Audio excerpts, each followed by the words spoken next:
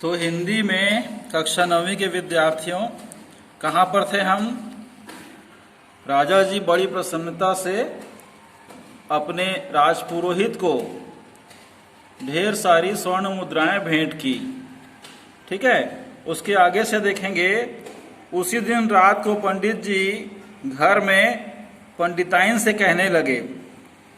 पंडित जी अपनी भार्या, अपनी पत्नी, अपनी अर्धांगिनी से कहने लगे कि यह बूता पंडित राम भगत का ही है। बूता मतलब काम।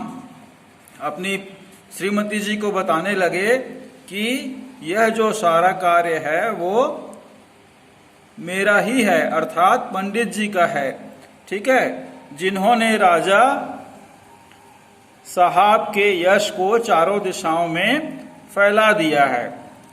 राजा साहब उनकी हर बात को आदर पूर्वक मान लेते हैं। दूसरे राजाओं की तरह विलासी या आराम तलब नहीं है।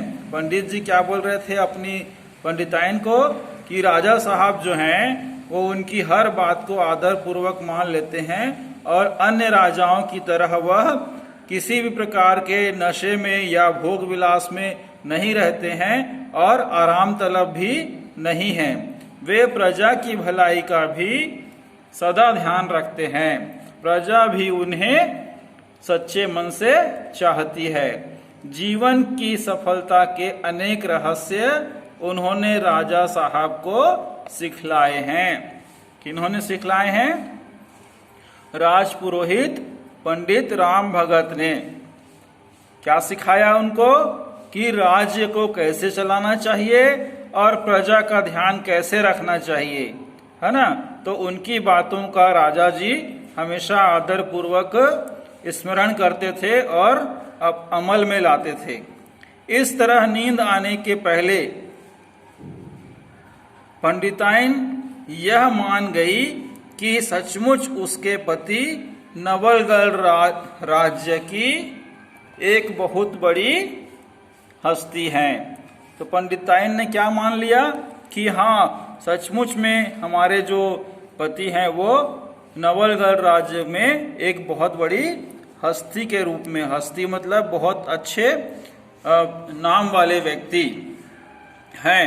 अब आगे देखिए क्या बोलते हैं पंडित राम भगत।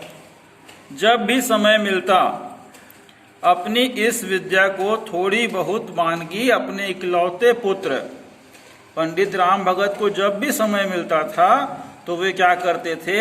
अपनी जितनी भी सारी शिक्षाएं हैं उन शिक्षाओं के वानगी मतलब एक प्रकार से बगीचे से जो शिक्षा का भंडार है उसको अपने इकलौते पुत्र को रामचरण को भी देते थे। अपना शिक्षा का भंडार, अपना ज्ञान, अपनी विद्या रामचरण को, जो कि राम भगत का पुत्र था, उनको भी देते थे, उनको शिक्षा देते थे। उनको यह विश्वास था, पंडित राम भगत को विश्वास था कि एक न एक दिन जब राजा राम शाह की जगह उनका पुत्र लेगा।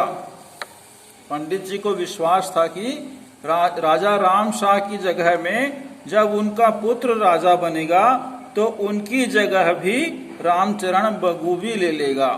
कहने का अर्थ यह है कि राम भगत जी क्या सोचते थे कि उनको विश्वास था कि राजा राम शाह की जगह में जब उनका पुत्र राजा बनेगा तो मेरा पुत्र भी मेरी जगह ले लेगा और उस स्थान को, उस दायित्व को ईमानदारी से अच्छे से निभाएगा। अभी तो राजपुत्र और ब्राह्मण कुमार की पढ़ाई अलग अलग होने लगी।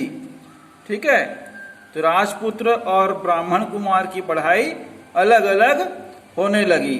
एक दिन ऐसा आया कि जब राजेंद्र शाह राजा हुए जो कि राजा राम शाह के पुत्र थे। ठीक है, और पंडित जी का बेटा उनका पुरोहित बना। कहने का अर्थ यह है कि राजा की जगह उनका पुत्र राजा बन गया और राजपुरोहित की जगह राजपुरोहित का पुत्र अर्थात रामचरण राजपुरोहित बन गया। अब दोनों ही बालक नए थे, नई उमंग थी, है ना, देखिए नई उम्र थी और नए विचार थे। प्रारंभ से ही दोनों के विचार आपस में टकराने लगे। किनके? रामचरण और राजेंद्र शाह के, है ना। राजेंद्र शाह अपने पिता से भिन्न था, अपने पिता से बिल्कुल अलग था और उद्दंड था। उद्दंड मतलब इधर उधर के कार्य में ध्यान देने वाला, ठीक है। और विलासी था, विलासी मतलब आलसी और काम न करने वाला और मौज मस्ती में अपना समय व्यतीत करने वाला था। इसके विपरीत रामचरण कुछ अधिक बुद्धिवादी और तर्क करने वाला था। तो राजा राम शाह के विपरीत क्या था? रामचरण जो नया नया राजपुरोहित बना था वो अधिक बुद्धिवादी। कहने का अर्थ यह है कि अपने पिताजी श्री राम भगत से भी ज्यादा बुद्धिवादी और तर्क करने वाला था। तर्क मतलब तुलना और अच्छी शिक्षा में फर्क करने वाला था, ठीक है। तो आज हम इतना ही पढ़ेंगे। आगे आपको अगली पैराग्राफ को पढ़ाएंगे। तब तक के लिए अपना ध्यान रखिए, स्वस्थ रहिए। धन्यवाद।